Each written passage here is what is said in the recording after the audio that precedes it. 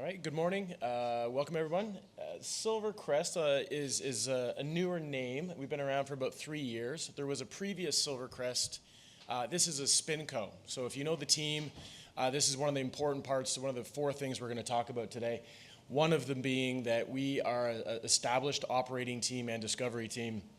Our CEO, Eric Ssr, discovered, permitted, financed, built on time, under budget, and operated the Santa Elena mine 25 kilometers away. So that's one of the main issues in terms of being able to execute, strong social license, and being able to move forward. Second part that we'll chat about today is grade. We are the 3rd highest grade primary silver deposit in the world. We're about 50-50 right now. Our average grade is 729 grams a ton, and we're fortunate enough in our mine plan that we're able to high grade in the front end. So that's a big part of the economics. Third part of the story we'll chat about is the drill program. Right now, our finding cost per ounce is 25 cents. We're hitting on 60% of our holes. We've had over 200 drill intercepts over 1 kilo. We've had over 50 drill intercepts over 5 kilos. And we still have 20 of the 30 veins on site that have not been drilled yet, and nothing below 300 meters. We'll also talk about the PEA. We just put out a PEA last week. We'll go through. Very unique in a couple characteristics. One is that there's a 78% IRR in our base case, and it's a 64% IRR using $1,100 gold and $14 silver. So everyone here has some degree of interest in this space. Time is the issue. We do not know when or if the commodity market's going to turn around. So within a portfolio, if you can have a 64% IRR at $1,100 gold, with an 11-month payback at that commodity price, again, that's something unique to kind of give you that time leverage. Again, just quickly on Eric and the team. So he's built 6 mines. He's discovered over 1 billion ounces. And again, he built on time, under budget, the mine next door.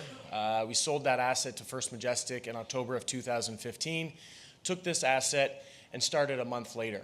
The unique thing about this asset is it did produce historically 100 million ounces of silver between 1880 and 1930, and the average grade back then was 3 kilos. So again, what we're finding is very much in line with what the historic mining had. 33 million of cash. We've got about 4 million in warrants coming in. They're comfortably in the money right now. And then again, the PEA we just put out last week, we chat high end about the numbers. 407 million. Our market cap's about 270 million US today. And again, you can look at the base case assumptions. The CapEx of 100. Again, we're about a 4 times NPV to CapEx, so that ratio is pretty significant. Again, the payback period at those commodity prices is 9 months. So we're probably going to use some combination of 70-30 debt equity. So if you assume about 30 million of equity, that's about 12% dilution. So again, in this market, access to capital is one of the key risks. So being able to move forward, hopefully comfortably in terms of accessing capital is again, another differentiator for us. The first 4 years of the PEA, this is again a big differentiator for us. We are able to front end load the high grade. Our first 4 years we're mining over 1 kilo silver, and the average production is just under 14 million ounces a year at under $5 an ounce. If you convert that to gold, that's 183,000 ounces of gold at $370 all in. So if that free cash flow at those rates is 115 million, if you relate that to our market cap today, that's approximately an implied 40% free cash flow yield. So again, if we're able to execute and you take our low end or downside case scenario of $1,100 silver, $1,100 gold, 14 silver, again, 11-month payback, and you're still having sub $5 all in. So that free cash flow profile, again, is something unique and able to kind of move forward regardless of that commodity price. Again, we talked about the leverage in terms of only 10 of the 30 known veins have been drilled or in the resource. We have the very large benefit of having the old technical reports, the journals, the diaries. There's dumps and shafts on site. You find 3 pits, you have dumps, and they're all in the line for 300 meters. You put drill holes underneath them, and your chances are pretty decent, which we'll get into. FS, we're going to put a full feasibility study out in the first half of next year with a construction decision hopefully in first half. We think it's about a 15-month build. So production about 2 years away. Back half of 2021 is the goal. Some high-level things here quickly. Again, one of the big reasons we've been able to outperform the GDXJ is that leverage to the drill bit. For an example, our first hole that hit high grade was 3.5 meters at 8.5 kilos. We got excited, we threw 4 rigs at it, and 4 months later we had 40 million ounces over a kilo. So when you kind of put that into a model, again, that's been able to drive value. So again, that's been the big part of our story. We currently have 15 drill rigs on site. 8 of them are going to be for infill to convert the resources to reserves for that feasibility study, and 7 are going to be on exploration. Again, the cash balance, our burn is about 2 to 2.2 million per month US, and we're sitting on about 25 US, so we're going to pretty much get us through to the feasibility. When we think about financing on a very high level, it's sort of ironic, but if our payback can be quick on the debt, we're worried that some of the debt providers won't be that interested. I mean, a lot of people would rather have 12, 13% debt hanging out there for 5 years as opposed to 6, 9 months. So some of that combination, we're looking for a partner that can do the debt and equity. So if your debt is paid back quickly, your equity can re-rate, something in that combination of. I was on the sell side for 13 years. I did all the financing, the M&A work for Crest in the first asset. Had about 40% of the shareholders were my old clients.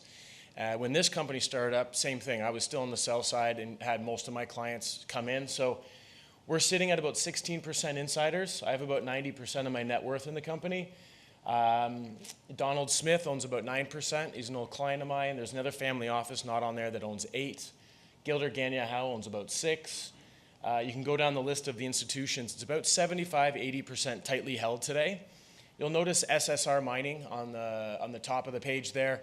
They came in for a strategic investment of 9.9% in December this year at $3.73 Canadian. Our share price today is at about $4.50, just under that today.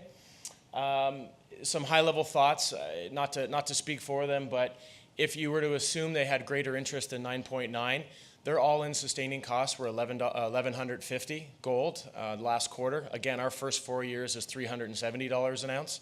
They've got $461 million of cash on the balance sheet. Our CapEx is about 100. So again, you can look at the big picture. Some people talk about consolidation, and again, I'm not trying to put words in their mouth, but you buy something, if the market rolls and you've bought leverage, you get in trouble. For an asset like ours that's bite-sized in terms of capital with a quick payback, and you're able to actually decrease your costs, increase your margins, you might actually get a pat on the back. So again, the uniqueness of a small CapEx project is something that people, I think, are attracted to today. Mexico, there's definitely good and bad Mexico. We are in Sonora, and we're about a 4-hour drive from Tucson.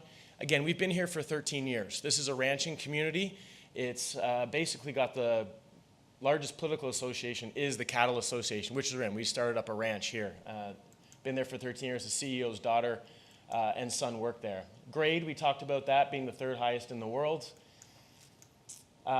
We have a decline that is up and basically almost done right now, and that goes right to this area with the 40 million ounces that's going to allow us to access the high grade right out of the gates on that side. And I'll just quickly go to the PEA numbers just since we're running out of time, just to take a peek at that.